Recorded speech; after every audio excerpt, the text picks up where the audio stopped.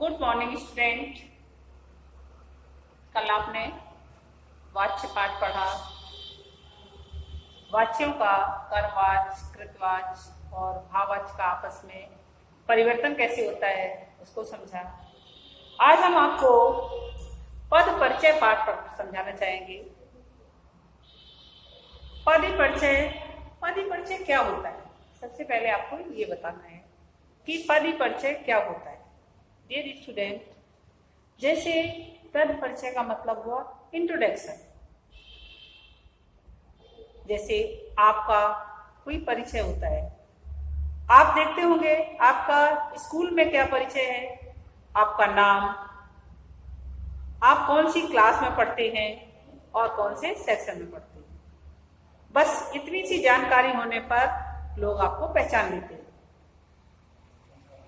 लेकिन क्या इसी परिचय को हर जगह बताया जाए तो लोग आपको पहचानेंगे? नहीं। आप देखते होंगे कि जो हमारे यहाँ पर पत्र आते हैं, चिट्ठियां आती हैं, उनके ऊपर एक एड्रेस लिखा हुआ होता है, पता लिखा हुआ होता है।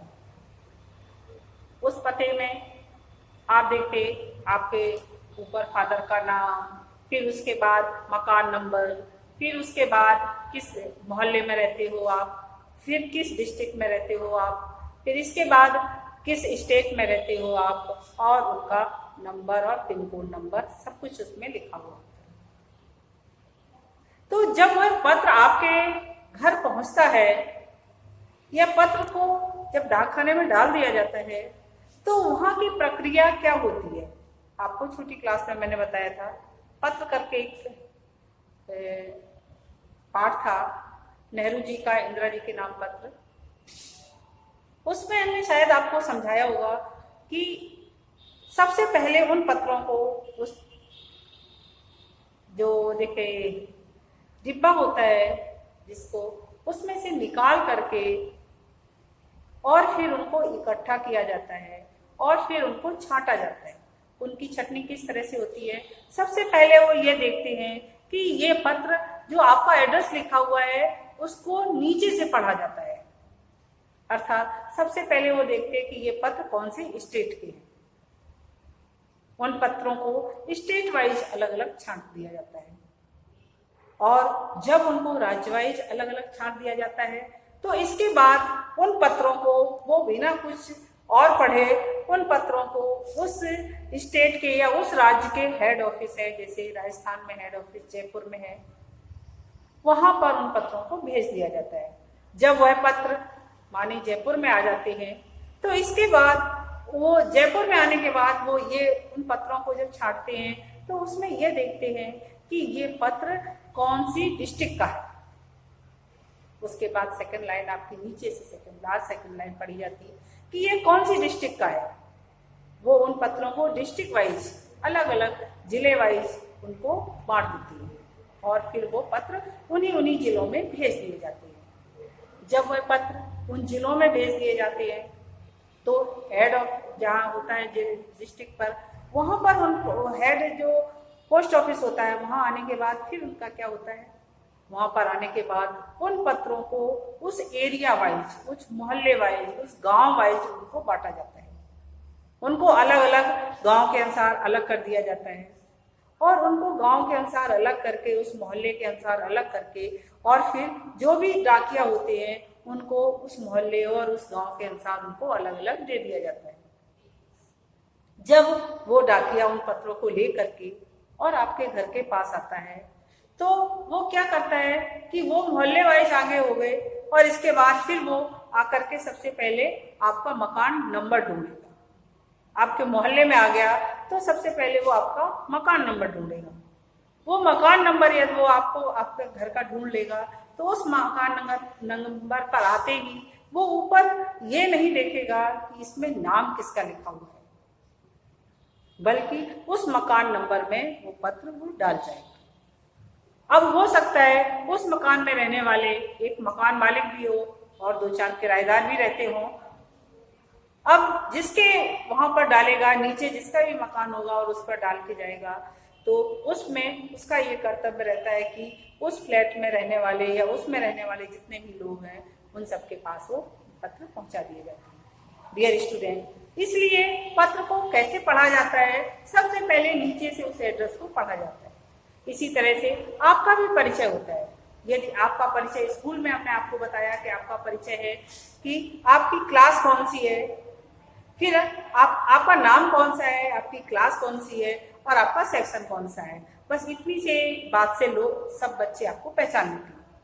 लेकिन यही एड्रेस जब घर पर होता है तो आपके फादर का क्या नाम है, फिर आपका क्या नाम है, आप किस मोहल्ले में रहते हो, क्या है, ये सब करके ही आपकी पहचान होती है।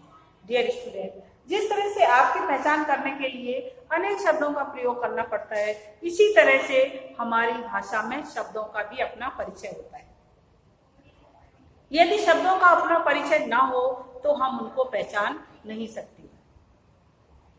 जैसे आज हम आपको बताना चाहेंगे संज्ञा का परिचय। संज्ञा शब्दों का परिचय। संज्ञा शब्द आपने अपनी छोटी क्लासों में पढ़ा होगा। संज्ञा, सर्वनाम, विशेषण, क्रिया, क्रिया विशेषण, संबंध बोधक, समुच्चय बोधक और विस्मयादि बोधक करके शब्दों के 8 भेद पढ़े हुए हैं।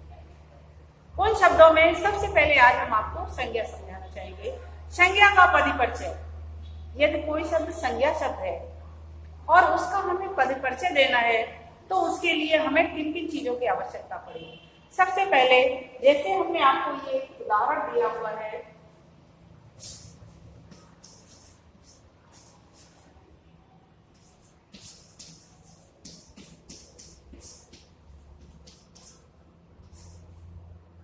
ये हमने एक उदाहरण लिखा हुआ है। संज्ञा का पदपरिचय देना है। हमने फर्स्ट पॉइंट क्या लिखा हुआ है, संज्ञा का भेद। संज्ञा के कौन कौन से हमें संज्ञा याद होना चाहिए। संज्ञा का भेद कौन कौन से होते हैं, व्यक्तिवाचक संज्ञा, जातिवाचक संज्ञा और महावाचक संज्ञा। हमने ये सेंटेंस लिखा, राम घर जाता है, इसमें राम के नीचे अंडरलाइन करना, अर्थात हमें परिचय किसका देना है, राम का। यदि हमें राम का परिचय देना है तो हम कैसे परिचय देंगे। यदि हमें राम का परिचय देना है, जैसे आप यहाँ देखें, ये राम लिख दिया हमने। अब इसमें सबसे पहला पॉइंट हमें क्या होगा, ये संज्ञा का कौन सा भेद है। तो राम संज्ञा का कौन सा भेद होगा, व्यक्तिवाचक संज्ञा। ये होगा व्यक्तिवाचक संज्ञा। हम लिखेंगे यहाँ पर व्यक्तिवाचक। दूसरा, लिंग। लिंग 2 होते हैं, स्त्रीलिंग और पुल्लिंग। तो राम क्या है, स्त्रीलिंग आता है या पुल्लिंग आता है, स्त्रीलिंग और पुल्लिंग। तो राम क्या है, पुल्लिंग है, तो हम इसको लिखेंगे पुल्लिंग हो गया। अब ये वचन कौन से हैं, वचन 2 होते हैं, एक और बहुवचन। क्योंकि राम क्या है, एक ही है, इसलिए ये कौन सा वचन हो गया, एक वचन। अब कारक कौन सा है, राम घर जाता है, तो राम में कौन सा कारक आ रहा है, कर्ता। तो ये क्या हो गया, कारक हो गया कर्ता कारक। क्रिया के साथ उसका क्या संबंध है, अर्थात क्रिया के साथ, क्योंकि वाक्य जो हमने आपको वाच्य में पढ़ाया था कि वाक्य कृतवाच, कर्मवाच और भाववाच। अब आपको वही याद करना है कि यदि कर्ता के अनुसार क्रिया लगी हुई है तो वाच्य कृतवाच वाक्य है, और यदि कर्म के अनुसार क्रिया लगी होती तो कर्मवाच वाक्य हो जाता। तो क्रिया के साथ उसका क्या संबंध है, क्रिया के साथ उसका वाक्य कृतवाच्य है।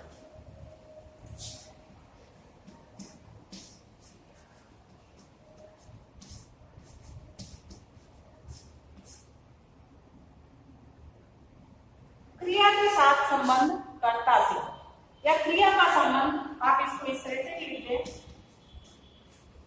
क्रिया का संबंध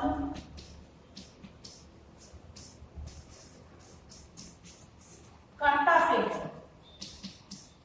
पहला पॉइंट, दूसरा, तीसरा, चौथा और ये 5। करके आप इसको, ये आपका क्रिया से उसका संबंध होगा। तो कम से कम किसी का पद परिचय देने के लिए, शब्द का पद परिचय देने के लिए हम इसकी पहचान, राम की पहचान क्या है, व्यक्तिवाचक है, पुल्लिंग है, एक वचन है, कर्ता कारक है, कृतवाच्य वाक्य भी कहा जा सकता है, या फिर क्रिया का संबंध कर्ता से है, अर्थात क्रिया किसके अनुसार लगी हुई है, कर्ता के अनुसार लगी हुई है। ये सिर्फ संज्ञा का पद परिचय होगा। डियर स्टूडेंट, आप इसको ध्यान पूर्वक सुने और इसके बाद ये पाठ पढ़ें। धन्यवाद।